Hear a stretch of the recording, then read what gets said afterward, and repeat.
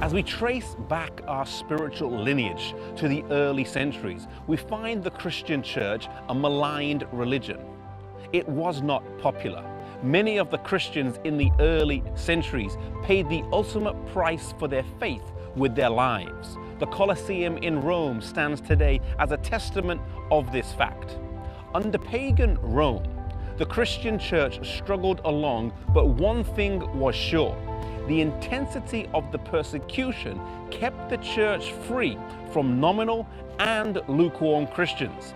If you were a Christian, you had to be all in. There was no middle ground. But in the 4th century, an event would come along that would change all of that dramatically. The conversion of Constantine changed the course of history for the whole of Christendom, and the roots of that come down here to York, England. In 306 AD, Constantine was declared emperor here. His father, Constantinus, was in Britain from 305 to 306 AD, and Constantine was with him until his death. He was then declared emperor, but it was not to be a smooth sailing.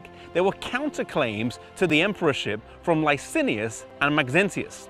And it was before a battle with Maxentius that Constantine felt he needed more help than just the soldiers he had, and so he sought the help of God. He believed he saw a cross in the sky and heard the words, "By this sign you shall conquer." He took this as a sign to convert to Christianity, and a major switch began to take place. Rome would go from being pagan to papal, from paganism to professed Christianity.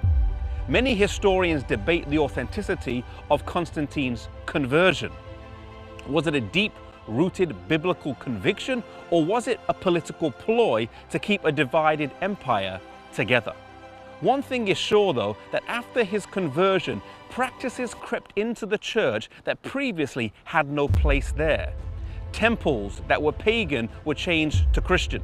The Pantheon in Rome was changed into a Christian church, and the names of gods were changed to Christian saints. For example, Jupiter became Saint Peter, and the list goes on.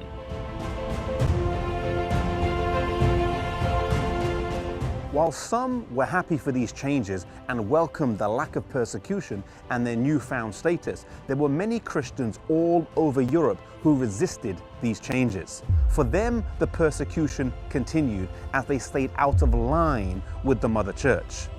These were Christians who were maintaining the pure apostolic faith that was handed down to them over the years. There were scattered groups of people all over Europe, in northern Italy, in southern France, the Celtic Church here in Britain, and in various other places. The Bible refers to them as the church in the wilderness in Revelation chapter 12, verses 6 and 14.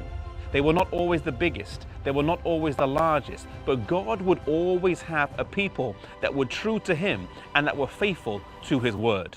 And so from this point on, 2 branches of the church would emerge. The recognized, the mainstream, but the compromised church, and then the persecuted, often the smaller, but the pure church. The question for us today is, which one of these 2 are we a part of? May we never compromise truth for popularity. May we be faithful to God and to His word, no matter what the situation is.